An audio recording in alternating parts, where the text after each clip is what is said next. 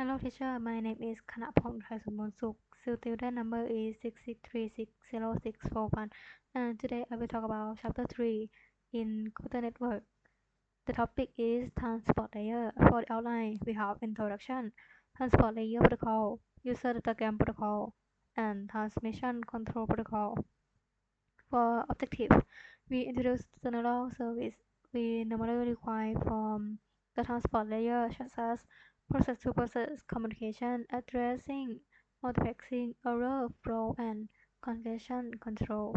We discuss general transport layer protocols such as stop and wait, go back in, and selective repeat. We discuss UDP, which is the simpler of the two protocols we discussed in this chapter. We discuss TCP service and feature. We then show how TCP provide a connection-oriented service using a transition diagram. Finally, we discuss flow and error control and congestion control in TCP.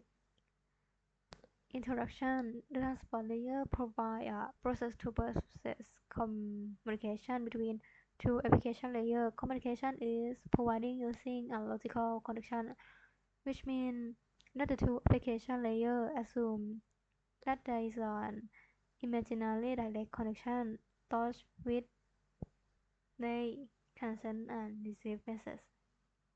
And this figure 3.1 is a logical connection at the transport layer. You can see how it connects and symbol to describe this picture for transport layer service. As we discussed in chapter 1, the transport layer is located between the network layer and the application layer. The transport layer is responsible for providing service to the application layer. It receives service from the network layer. In this section, we discuss the service that can be provided by the transport layer. In the next section, we discuss several transport layer protocols. We have outlined is a process-to-process communication addressing port number, ICANN range, well-known port, resistant port, and dynamic port, and encapsulation and decapsulation, multiplexing and demultiplexing. Flow control, we have forcing and pulling, flow control and transport layer buffer, error control, and sequence number acknowledgement, combination of flow and error control, and sliding window. Congestion control, connectionless and connection oriented.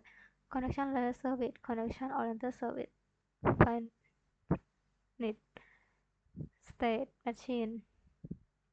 And this network layer versus transport layer. The first duty process-to-process communication process is an application layer entity running program. The network layer computer level host-to-host communication. Addressing port number, multi-user and multi-programming. The local host, local process, remote host, and remote process. The local host and the remote host is IP address. The process is port number. The client program. And this picture is IP address versus port number. IP address slash port number. Different row selecting the final destination of data. The destination IP address, the host among the different hosts in the world. Port number one of the process on this particular host is ICANN range. We have well-known register and dynamic. In chapter In example 3.1 is in UNIX, the well-known ports are stored in a file called etc/service. We can use the grep utility to extract the line corresponding to the desired application. SNMP in chapter 9 use two port number 161 and 162, each for a different purpose. The figure 3.6 is a socket address, a pair of socket address, the client socket address and the server socket address. And this figure is encapsulation and decapsulation. You can see like this one. And the figure 3.8 is a multiplexing and demultiplexing. Multiplexing is a many to one, but demultiplexing is a one to many. Like this. And figure 3.9 is a fusing or pooling. We have flow control, balance between production and consumption rate. Fusing is the sender deliver item without a prior request from the consumer. Pooling, the producer deliver the item after the consumer has required item.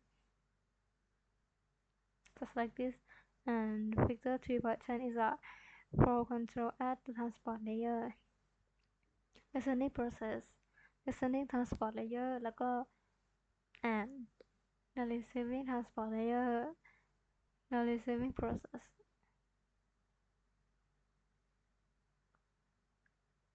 Example 3.2 is a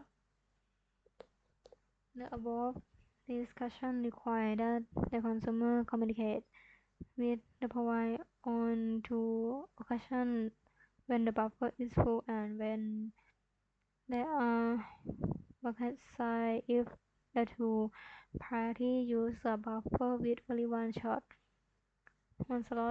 The communication can be easier assume that each transport layer uses one single memory location. The whole packet when the single slot is the sending transport layer is empty, the sending transport layer sends a node to the application layer to send its next chunk. When the single slot in the receiving transport layer is empty, it sends an acknowledgement to the sending transport layer to send its next packet. As we will see later, however, this type of flow control using a single slot buffer at the sender and the receiver is inefficient. In figure 3.11 is a error control at the transport layer. You can see sender and receiver. About sequence number is a to order M and acknowledgement is for the positive signal. Out of order packet is a ether discard. Picture 3.12 is a sliding window in circular format. And picture 3.13 is a single window in linear format. We have combination of flow and error control and conjugation control. Picture 3.14 is a condition service. Independency between package. No flow control, no error control, no conjugation and control. In figure 3.15 is a connection-oriented service. Like this picture. In this figure 3.16 is a connection-oriented service represent as FSMS. And summary. The main duty of a transport layer protocol is to provide process-to-process communication. To define the process, we need port number. The client program defines itself with an ephemeral port number. The server defines itself with a well-known port number to send a message from one process to another. The transport layer protocol encapsulation and decapsulation message flow control balance the exchange of data item between a producer and a consumer. The transport layer protocol can provide two types of service: connectionless and connection-oriented.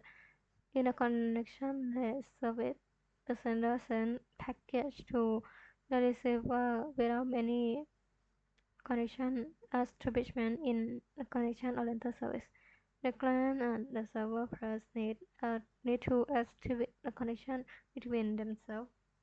And thank you for listening me.